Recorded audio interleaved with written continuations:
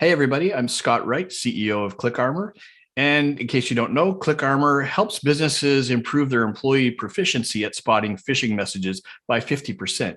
And I'm a security consultant and coach over the last 20 years.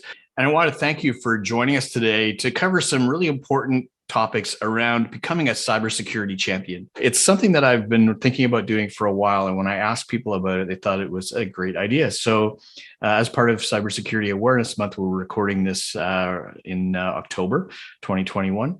And wanted to let you know a little bit about why I'm doing this. So I've talked to a number of people, and sometimes people just have an interest in cybersecurity. It may not be part of their job, or it might be. It could also be that people are newly moved into a role as a manager in a security area, and maybe they didn't work in security before. They'd like to learn more about it and sort of accelerate their ability to help the organization.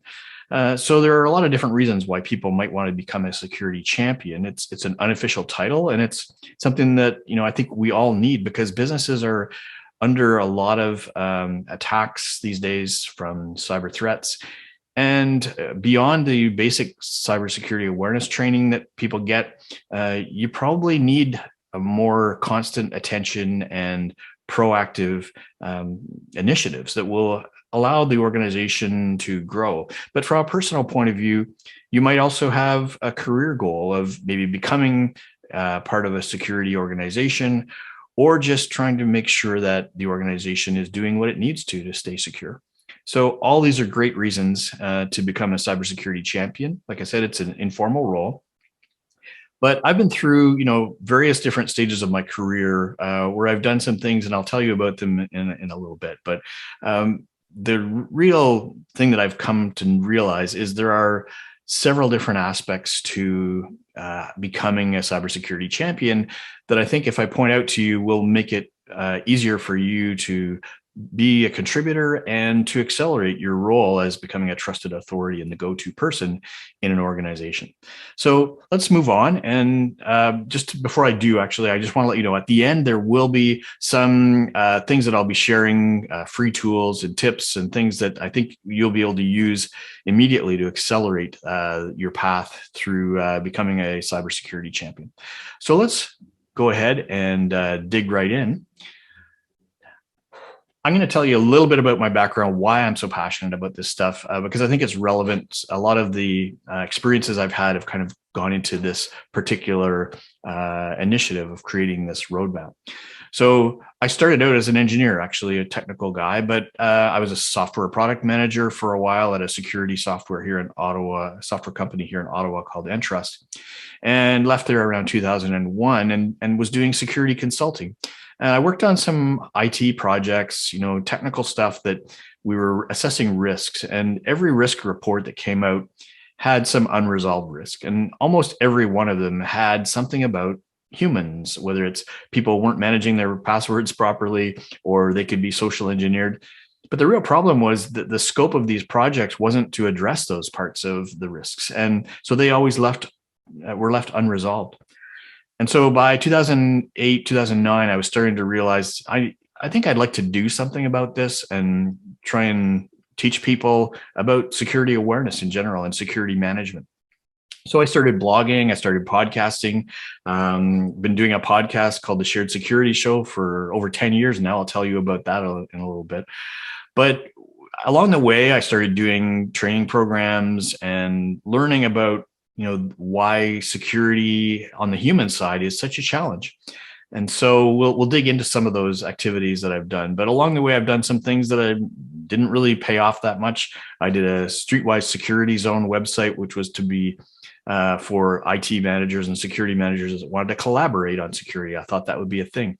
Turns out people are really kind of protective of the information about the risks and vulnerabilities in their world, and they didn't really want to share that stuff. So that was a lesson learned. But I've got, over the years, a lot of experiences that have kind of gone into this idea of becoming a security champion. One of them I'll tell you about was a project I did called the Honey Stick Project. And when I decided to teach awareness, I realized, I needed some stories. And believe it or not, at that time, there really weren't very many stories. It was, uh, the case that, maybe once a month or every 6 months, there might be a big news story about a cyber attack. And this was back in 2008, 2009. But there were stories, and some of them were really rather technical. And I learned about this one sort of a penetration test that was done on a bank where somebody used USB drives to actually put malware on the drives and then spread them in a parking lot. People would put them in their computers at work, and it would prove that the attacker was able to break in. So that was a test that was pretty technical and complex. I was kind of lazy and didn't really want to do something with malware that was maybe risky. So I come up with a little design just to store HTML files on USB drives, and I would drop them in parking lots and food courts and elevators, and just to see what people would do with them. Because the way I designed it was, if you open one of those HTML files, it would actually try to retrieve a file on a web server that I could detect. So I could figure out which files people were trying to open. And about 65% of the time, people would try to open one of those files on a device, and I could measure it. So that was actually the beginning of, being able to measure some data and talk about it. It was a good icebreaker. People would talk about whether they would open up something just to see whose device it was, and all great discussion. But I was blogging about this, and one day Symantec, the security software company, their PR team reached out to me because they wanted to see if I would help them create a similar project to help promote their mobile security software. And so I thought about it for a while, and I thought, well, we could do some fake apps on a phone, and that just to see what people would click on. We could track them with GPS, and without collecting any personal information, maybe gather some interesting data. So it was a bit of a scary project because there was obviously a lot, as you could see, 50 phones sitting around being charged and loaded up, and so it was a fun project though. And what came out of it, I'll talk a bit about later, but it really did actually help me understand why you have to be a little bit innovative, be notable, and do some things that can help educate people. So that was something that I just did. I'll tell you a little more about how that worked later on. But these are all things that led me to try and put together this idea of a cybersecurity champion's career roadmap. The background on this is that I've looked at a number of different things that I've done in my past, and decided, there are certain things that if I had done more efficiently or effectively, I could have done what I've done a lot faster. So I'm going to try and share that with you and walk you through some of these things. And you don't have to do all these things intensively. It's not really a plan. It's as a roadmap. It's showing you where you can go, not where you necessarily have to go.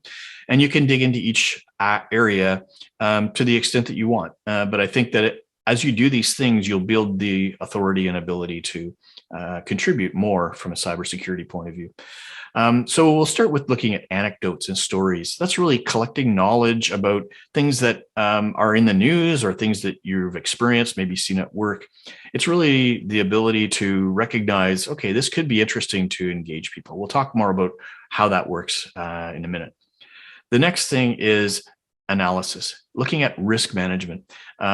One of the formulas that I learned when I was doing those risk assessments with the government was part of something called the Harmonized Threat Risk Assessment Methodology, or the HTRA methodology. Very complex 300-page thing. In the end, I kind of distilled it down into one little formula, and I use it a lot. So I'm going to teach that to you because I think it's something that you can use even if you're not technical. You can recognize parts of stories that are useful, and we'll talk about that in a minute. Once you've got the ability to recognize the stories and then make that kind of analysis on them that could be useful, then you can share it. You can post it on LinkedIn or Twitter or do other things, but we'll talk about some of the things you can do to build your authority and become the go-to person. And then finally, if you're motivated to do so, you can actually make change in the organization, but you have to do it in a certain way that respects, different people's perspectives. So we'll talk about how that happens too. So we'll start by digging into anecdotes and stories, just generally collecting knowledge about incidents that have happened either in the news or perhaps in your organization. But the reason I focus on stories and anecdotes is that they provide context. It's hard, as you'll see in a minute, to say much about a particular situation with respect to risks if you don't have the context. People also relate naturally when you start telling a story. They think about it, they build a little model in their head about what's happening, and it's easier for you to recall. I used to have a story that I would use quite often when I was teaching around 2010, before the days when multi-factor authentication was a big thing. I had this thing called the Facebook springboard attack. And it was really a story of a bank that got broken into by an attacker who had been on Facebook. They noticed a company had a barbecue or a picnic. And so they would send Facebook messages with links that said, here's some pictures from the company barbecue. Turns out it had malware at the site that it was luring people to. And it managed to get a keylogger or some malware that collects keystrokes onto a few people's computers. And it was able to collect the password for their virtual private network, or their VPN, for connecting into the network. And then the attacker was able to get that password, log in to the network, and they were there for several months. So the lesson there was that, a password-based VPN is really not all that secure, because if somebody steals the password, they can get into it from anywhere. So that's why now you see multi-factor authentication on VPN connections. So it's something that's harder for an attacker to exploit. So these little stories are the things that you would use to try and promote a change. And of course, we've now changed to become multi-factor all the time, and it's promoted everywhere. So that kind of thing, will evolve over time. As things improve, you'll find other things that need to be done. But the anecdotes and stories are really what are most helpful there. Another recent story that's interesting in the news is the Quebec vaccine passport issue. Of course, with all the provinces in Canada trying to create ways to help merchants verify if people have been vaccinated or not, a number of private companies have come up with vaccine passports. And one of them made the news because it really wasn't very secure. It was possible for people to actually see the information of other users, which is really not good. And we'll talk about how we analyze that in a minute.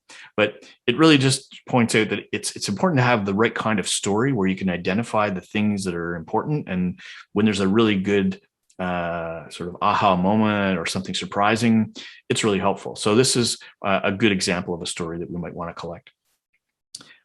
Before we go on to the analysis, I just wanted to give you a few resources that I use. Databreaches.net is a great site where it's a searchable database, essentially, of all of the recent reported security breaches. So you can find news stories, searching on industry or other keywords that are of interest to you. And I use that a lot when I'm doing blog posts. I'll just look for something to write about.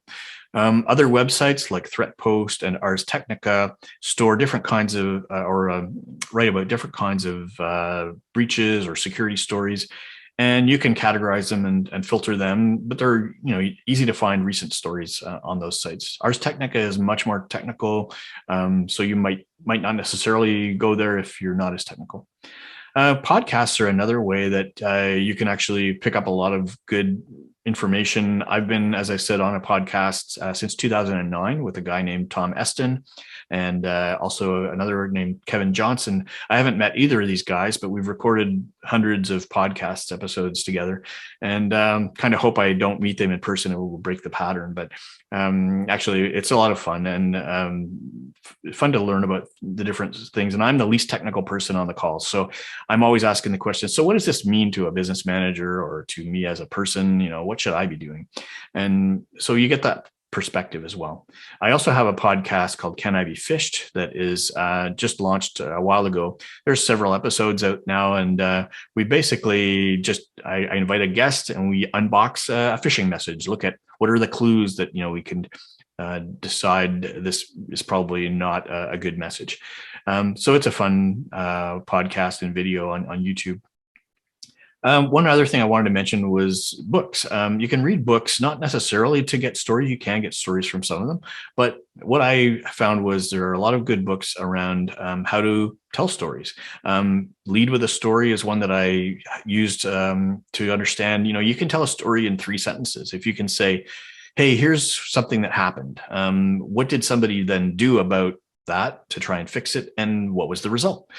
So it's a really simple formula for telling stories without going on and on and on. So Made to Stick also has some great examples and techniques for creating memorable messages and building a story brand, great for building engaging storylines as well. So all those are things that I'd recommend that you do as you're trying to collect and sort of categorize your anecdotes about cybersecurity. Next, I would like to talk about analysis. So risk management is something that, as I mentioned in the early part of this session, I was involved in doing a lot of risk assessments. And this 300-page document on how to do a risk assessment, not everybody needs, but there are three things that I got out of that process that I think everybody can really use if you've got the story and you understand how to apply this. So you really just need to be able to identify the assets that are being protected, the threat level that's trying to access them, and the vulnerability level. So I'm going to just give you a little bit of a graphic here that helps maybe position this stuff. When we think about risk up in the top left, a lot of times risk is stated as, well, it's an intangible thing that is the result of considering the impact of a bad event and how likely it is. So you can have high impact, high frequency, or high likelihood, which is really serious as a risk. It's a big risk.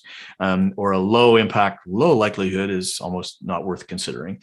But you get all those combinations. And so that's a simple way to look at risk. But when we want to analyze cybersecurity threats and situations, we can break it down in a different way. And that is to look at, okay, what's the impact of having an asset, whether it's money or information or other systems, for example.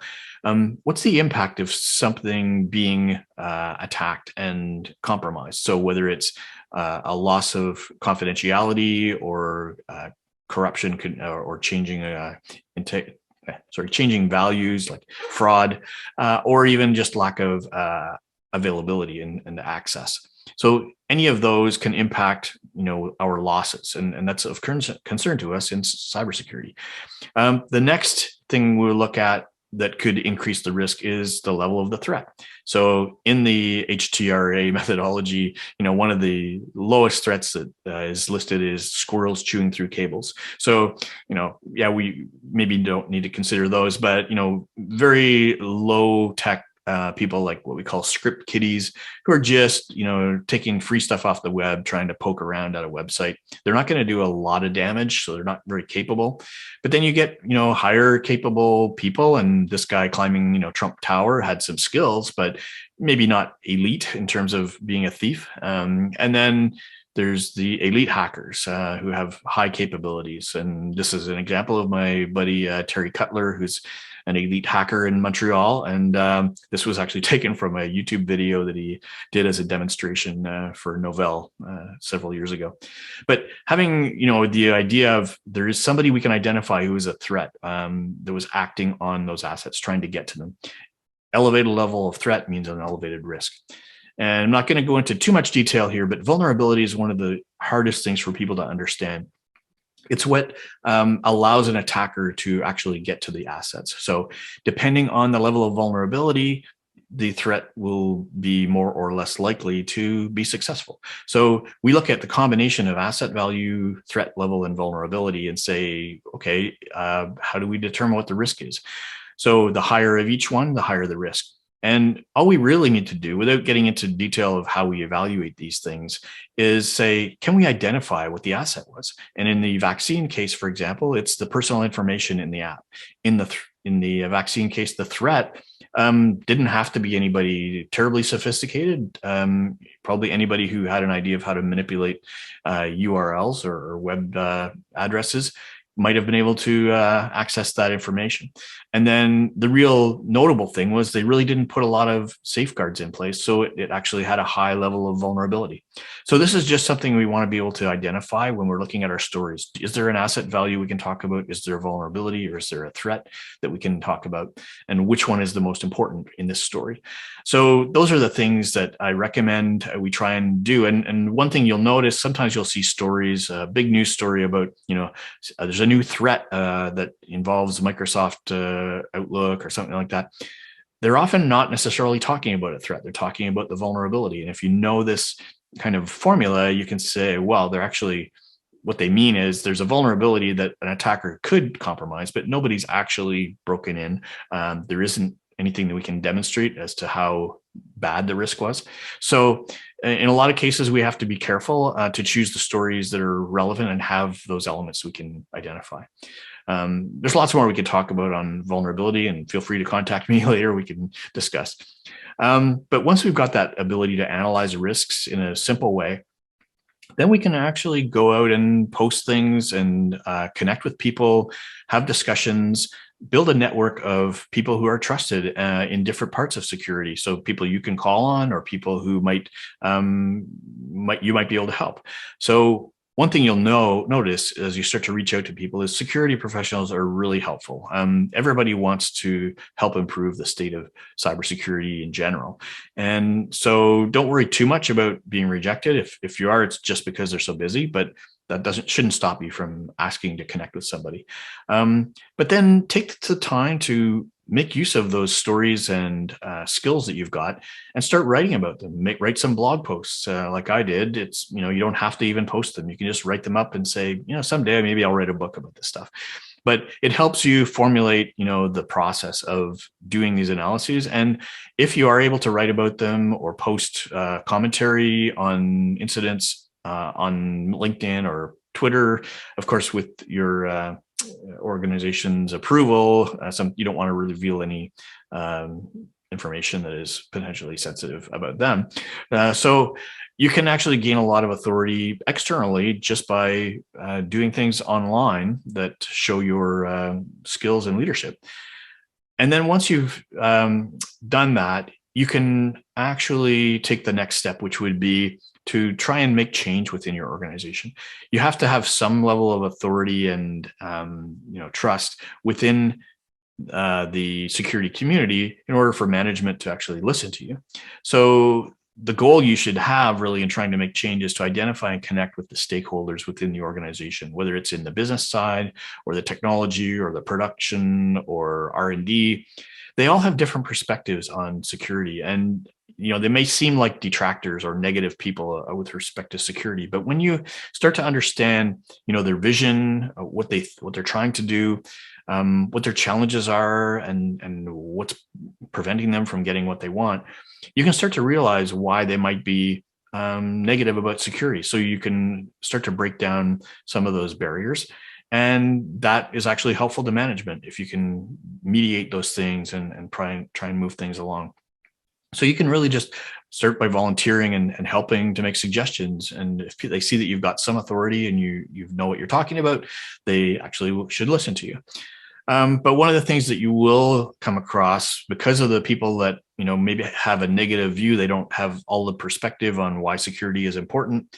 They start to see this diminishing returns as they understand, we got to secure some things, but the more security you put on them, the more frustration they see, the more backlash you'll get from them because they're not able to be productive in what they were trying to do. So you have to find that happy medium or the crossover point where the losses, that you might suffer are acceptable, and you've got a certain amount of security control there. But everybody has a different view of where that crossover point, how much security is too much. And for some people, very little security is still too much. And so that's where it requires you to understand their perspectives and be able to speak their language. There's a story I'd like to share about a guy named John Whittington who did a talk at a security conference a few years ago. And he told a story when he became a chief information security officer, or a CISO. He didn't know as much about security as as a seasoned CISO would. But what he did was he spent a lot of time going to meetings and just listening to the different functional areas of the business and the problems that they might have had, without trying to say, we have to do this from a security point of view. And he listened so much and had such good insights into each part of the business that when he spoke about security and made recommendations, people actually recognized that he knew what he was talking about. He is taking their interest into account. And it actually allowed him to be a much more effective CISO more quickly. So these are the things that you can do as a person trying to become a change agent within the organization. But you have to have a little bit of that credibility and the skills and the stories that you can draw on. So I'm going to just sort of summarize now. We've got this path of, starting with the anecdotes and stories to build your knowledge, learning how to do the analysis and do some risk management just from a very simple asset threat vulnerability perspective so that you can put those stories in context. Then writing about it, contributing, getting involved and building your network so that people recognize you as an authority on security. And then moving into, the management level of how do you make change in the organization? You might be volunteering to help and you might not hear anything back. Maybe they're too busy and they might not know what to get you to do, what you can do. So you have to come with some idea of how you can help. You can say, well, I noticed, we don't have authentication on this particular thing, or we're doing this and it might be vulnerable. I have some ideas on that. So they might invite you to share them in a meeting, or they might say, hey, why don't you just go ahead and do lunch and learns or something, or give us some tools that we can find that we can put on the intranet and have people try out and hopefully improve their security. So there are a lot of different ways that you can actually help out management, but you have to sort of have an idea of how you think you might be able to help to get there. So that's the basic map. I'm going to start now by looking at, what can we do to realize our vision? And, you may not necessarily have a vision of where you want to go, but you might have, you might want to move into the security space eventually in your career. Or you might just say, I just want to be able to help people around me work more securely. Our security awareness training might not be very good.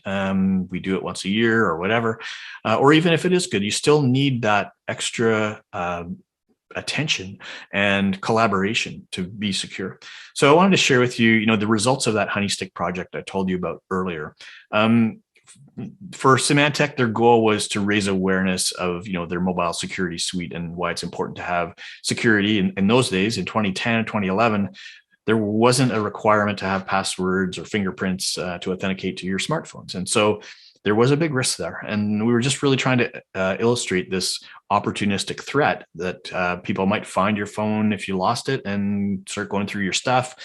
So the stories that we created from doing this project, mapping out the trace of where somebody took a phone, tells a story. And what they actually tried to access when they had the phone was actually pretty alarming to people. And it got so much media attention. It was way beyond what Symantec expected, certainly way beyond what I expected. One of the stats that I got here in an email from Symantec, an update on the PR campaign one day, was they had 14 million broadcast impressions in Canada after this project was publicized. And that means 14 million people had the opportunity to learn that they should put a password on their phone. And to me, that was actually the most rewarding part of this thing. They were paying me some money to do this project, but just the feeling you get when you realize, wow, everybody, I had my 5 minutes of fame on the Today Show talking to Tom Costello, but that was like 5 seconds, nothing really, and it was very stressful. But the real value for me was to say, I could help that many people. And that was something that sort of just switched on with me to say, these kinds of innovative activities are things that help people recognize that you're an authority, that you can then be trusted to give them some guidance. So you have to come up with a little bit of a vision for how do you want to use your skills as a cybersecurity champion? Do you want to help test things? Do you want to provide some analysis? Anything you'd like, and set a little bit of a goal and try and work with it. This one kind of dropped into my lap, but it was only after I set up this goal of having some way to measure risks that I could talk about. And then something happened. So these things can come from nowhere, but you kind of have to have a little bit of a plan to get started.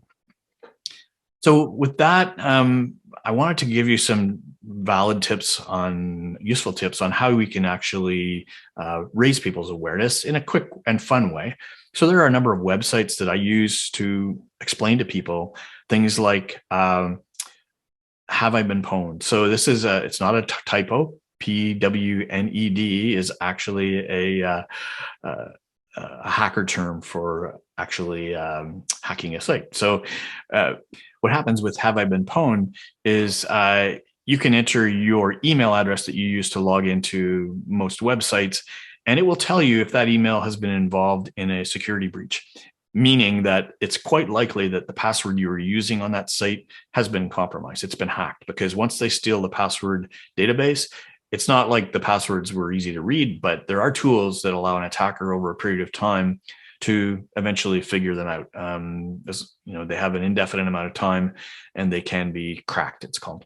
So Have I Been Pwned just tells you if your credentials, your password may have been involved in a data breach or has been involved in a data breach. So that can be a little shocking to people to realize how many different websites that they use and they use that email address on have been breached. And they may not have changed their passwords. So the attacker, that password might still be in a database somewhere. So it's important for people to realize that. I also use something called the password haystack from grc.com, which is Steve Gibson. He does a podcast as well called Security Now. And with that tool, if I had more time, I'd show it to you, but it's pretty easy to use. You just go there and you enter a potential password. You don't enter your real password, but the length and complexity that you would have in your password. So it's got 20 characters, it's got 3 uppercase, 2 lowercase, a special character and a number. When you enter that information, he'll take an estimate of how long it would take an attacker to crack that password with the most powerful tools that exist. And it's useful to tell people, you know what, if you added 2 more characters to your password, it would take decades longer for an attacker to be able to crack your password. Well, that's useful information. So, but it's just a little tool that we use to raise awareness. Another tool that I use sometimes is Shodan, and it's something that people don't know much about. I mean, everybody knows Google indexes every web page in the world, and you can see everything that's indexed. But what else is on the internet that Google isn't indexing and is not that useful for most of us? It's all the devices like fax machines and webcams and traffic lights and MRI machines. All these things are connected over the internet, and sometimes they are not protected. Usually you would expect a firewall of some kind to block any attempt to access it from the internet.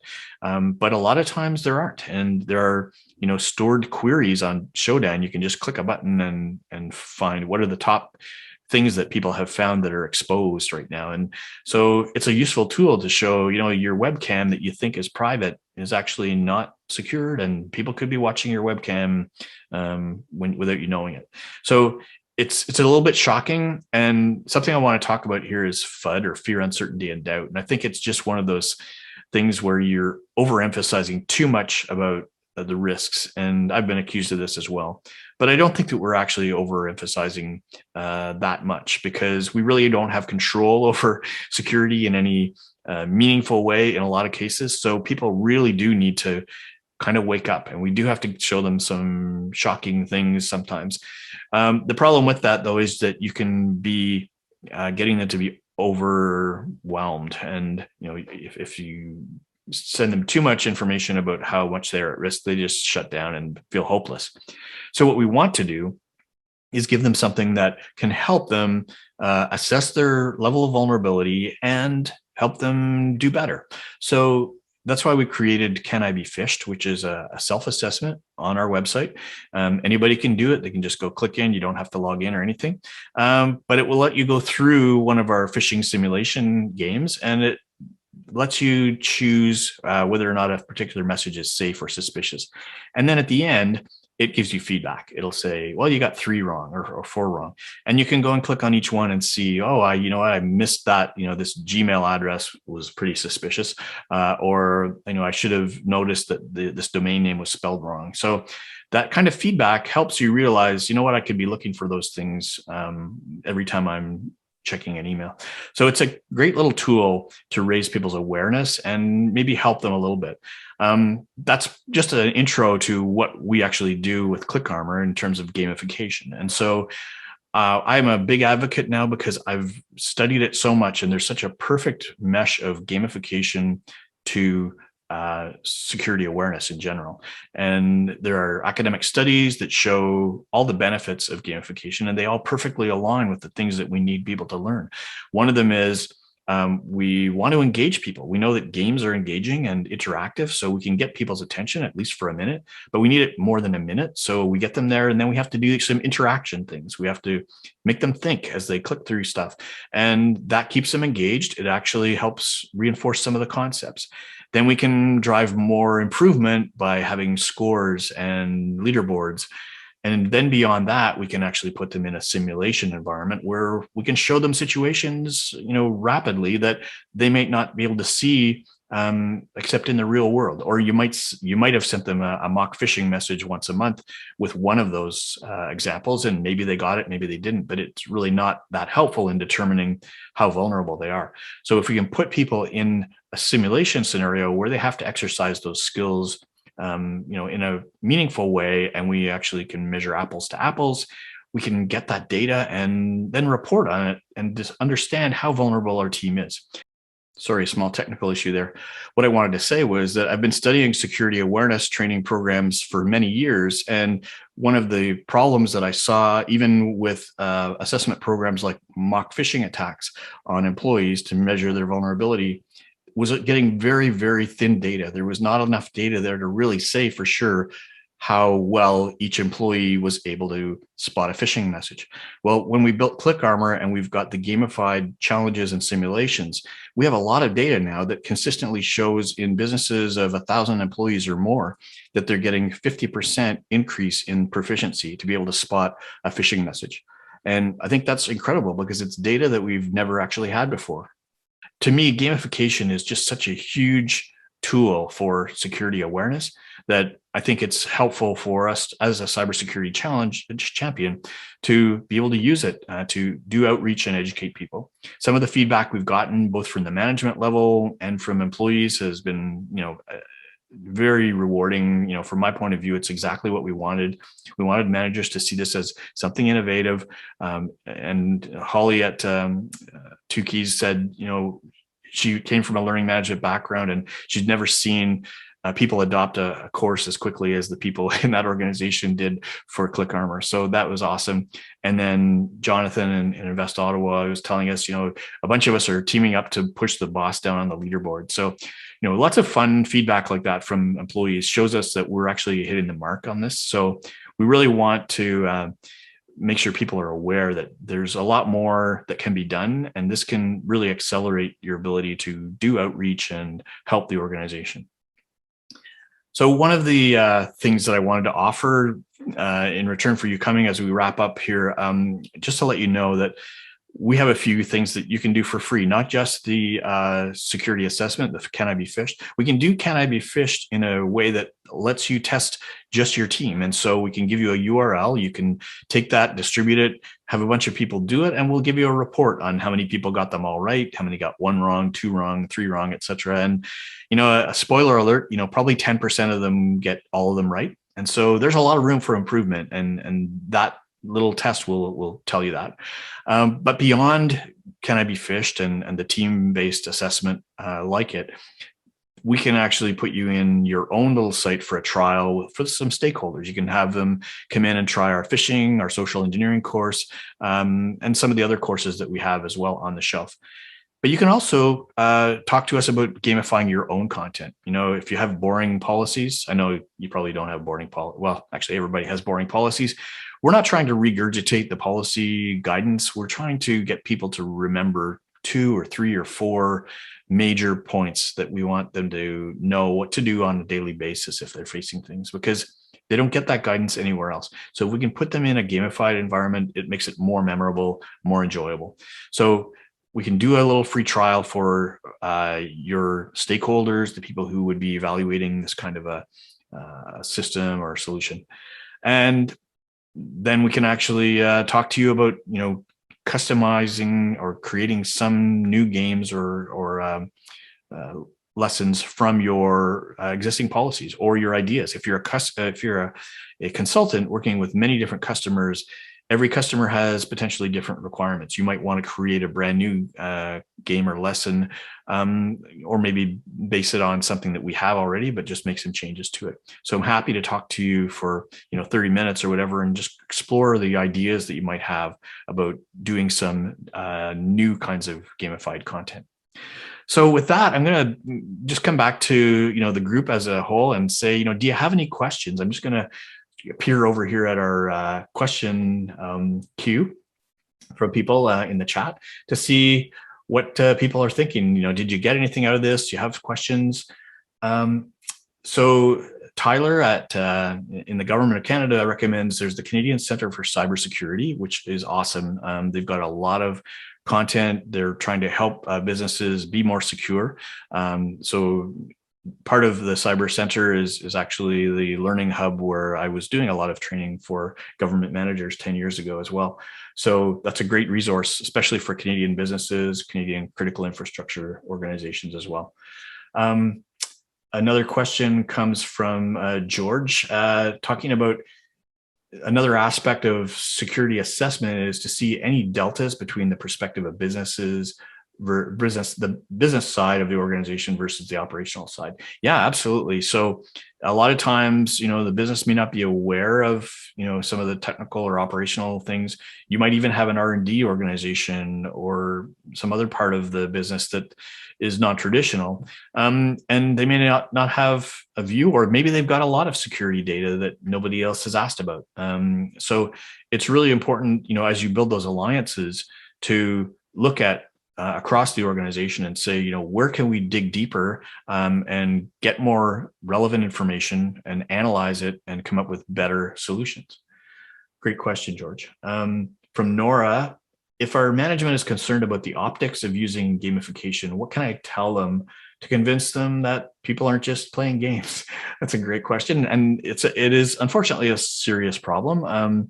Even though, the average age is getting younger, and the younger generation tends to accept gamification as something that is really important, or certainly expected almost. But in some other organizations that are more conservative, there is that optics problem. And so we have to just make sure that they're aware that even change consulting organizations, large businesses that are doing, major change projects with organizations will be using gamification to try and create motivation and drive behavioral change. So gamification is actually becoming much more accepted within general management. So it's a great question, but it is something we have to actually take into account sometimes and say, what, we're not just letting people play games.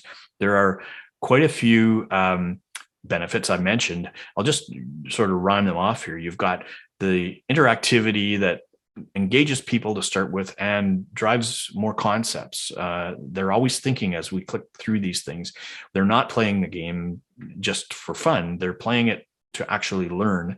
And then beyond that, we're able to put them in those risk situations. So we have to express that kind of benefit and to be able to measure proficiency in a much better way than we've ever been able to do before. So a lot of those benefits have to be reinforced to management sometimes to get them to buy into gamification. But I've worked with companies very recently that say, yeah, absolutely. We're going to have some attrition. In 5 years, our a third of our workforce is going to be retiring. So that's a big problem. And so having something that appeals more to the younger generation is totally acceptable and expected.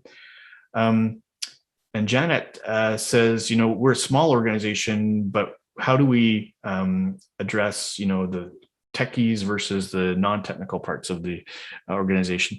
Well, it can be done in any way, depending on who desires or who wants to be the champion. As a manager, you can encourage people to become security champions for their area. You need people who understand the business risks. You need people who understand the technology risks. And what you ultimately want to do is get them to work together, start sharing information, get the business people to collect the stories, and then work with the technology people to say, are we at risk of this? And the technology people can say, here's something that, we think is a big risk. Have you thought about it? And the business people go, oh, I don't think we have. And, here's a story that actually kind of resonates with that kind of problem. And we could have that problem. So we should really do something about it. So great question, Janet. Steve asks, for the security champion, when should they expect to have value to management in the organization? Well, actually, you don't have to go through all these steps before you get to that final step and have value. You can volunteer right away. The only thing is you might come across overwhelmed IT managers or IT security managers who just don't know what to tell you to do, even if you offer. But if you come to them with an idea that says, here's something I've seen in, maybe we're not using, proper authentication in certain cases, or maybe this thing is more vulnerable than people think. I have some ideas on how we can actually get there. So I'm going to, provide some ideas and say, can I help with this? And the IT manager might say, yeah, okay. They might invite you to a meeting where you can discuss those things. Or they might just say, you know what, I don't have a lot of time to work through this with you, but if you want to write a blog, we can put it on the intranet, or if you want to research some of the tools that are out there and give us some recommendations, what we might be able to do to improve security awareness or whatever, those kinds of things, you can certainly get approval to some extent to work on your own. And in the end, if you can't, then maybe you are really not working in the place where you want to be working. Once you've built that network of security associates outside, you might actually get an introduction to the next place you want to work. So that's a little bit of a caution to businesses that are kind of stuck in the mud and not really looking to move forward on security. You'll start losing people because they do want to work securely. So great question, Steve. Michael mentions that another name for it is serious games. And yeah, so there's a lot of different terminology thrown around when we talk about gamification. There's game-based learning. So one of the things I actually do is I try to just say, here are the terms that I like to use and why. So one of the terms I use is gamified business processes. And a gamified business process just means, we want people to have a certain outcome. We want to get the number of cybersecurity tickets, incidents down per month. And if we hit that, then people get some incentive. So we can gamify that to drive, motivation for people to behave better. But the problem then becomes, do people really know what they need to do to get to that number? And so in my view, you can't give somebody a math test without teaching them the math. And so we want to engage them to learn about security and the concepts and the best practices, so that when we give them that gamified business process where we want to get them to a certain point, they'll know, oh yeah, okay, so I have to spend a little more time analyzing phishing messages according to these rules, and maybe we'll do better next time. So those two things I think go together. But serious games as a term does really, it is used a lot to describe the idea of using games to teach people something valuable. And that is true. But at some point, there's a bit of a spectrum. And I think, you may not consider it to be a game. It might just be a quiz, but it's gamified. And so I call it gamified learning, which just means it's an element of lessons and teaching that we do that happens to be more enjoyable than the way that we've been doing it before. And if we call it gamified, that encapsulates the idea of having some incentives and motivations and drivers for people to do things. I have a reference framework that I use called Octalysis. And if you're interested in gamification, I really recommend it. There's a guy named Yu-Kai Chow who wrote this book called Actionable Gamification. And it's really useful, and it helped me put that into context with all the different psychological drivers. So thanks, Michael. I think there's a message here from Tony talking about identifying and validating gaps between the cyber ops and businesses, and what is my perspective around leveraging risk quantification and analytics tools for business interruption analysis and an integration approach to risk and mitigation. So it's a mouthful, but I think I understand what you're saying. So there are risk tools and things that can go much deeper than I did in this discussion today.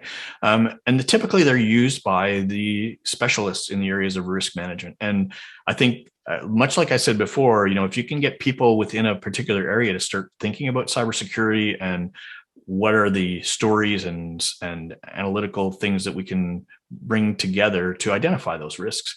Then we can speak about them with other parts of the organization. But you have to do that simplification and translation. He mentions business interruption. So when we go to the other aspects of assets, things we're trying to protect, one of them we're trying to protect is our operational continuity. So if our business gets disrupted, it can cost us something. And when we have a risk model and some tools, as Tony is mentioning, then there are, more powerful ways to actually identify those risks. And most often that would be done in larger organizations. Of course, small businesses can't really afford to spend tools on this kind of thing that I've seen. But in general, the idea really is to just identify the groups where risk is important and cybersecurity is important, and take their knowledge and their skills and have them apply it using some of these simplified methods that I talked about, so they can speak with each other about the risks and how to handle them. Great question, Tony. Thanks. So I think that's all the questions I think I have access. Sternly asks, how would a cybersecurity consultant from South Africa get opportunities in the USA? So again, I think you can follow the same process, but when you're doing that outreach, you should be doing it to the organizations that you would like to work with or be associated with, or that you think can help you. So any of those people on Twitter or LinkedIn are good to start by following. Don't try to connect to them right away necessarily. If they're busy and well-known, you don't really know, and some people prefer to be followed. But just follow them and get to know what they talk about before you reach out. And then you can put it in context and say, you know what, I saw your last 3 posts about whatever, and I'd really like to discuss some things about how I can make that move to the US, etc. So I think that all fits within the roadmap, and it's around that area of building authority. Once you've got the ability to speak in terms of the risks, then you shouldn't have too much trouble connecting with people in that area. So I think that's all the questions we have for now. I'd really like to let you know how much I appreciate everybody joining us today. I hope you did get some value out of this in terms of anything that you might have learned from what kinds of stories you should be accumulating, how you can analyze those stories, what you can do to build that authority. And then if you want to take that next step and actually make some change in the organization, how you can go about doing that. So I do hope that you got some value out of those things. I also wanted to just reiterate, we can do a lot of different things at ClickArmor to help you accelerate that process. We can provide you with free trials. We can work with service providers like MSPs to help, do demonstrations or presentations for their customers. And so if you have customers in your service provider and you think some of them might be interested in this stuff, definitely let us know. We can do a session with you on that. So all that to say, please reach out. clickarmor.ca/contact would be the best place to reach me. Try our free assessment. It takes 2 minutes to do, and you get an idea of what it's like to actually get in this immersive world of gamification and see how you can become more remarkable and notable and start your journey as a cybersecurity champion. So I want to thank everybody and have a great day.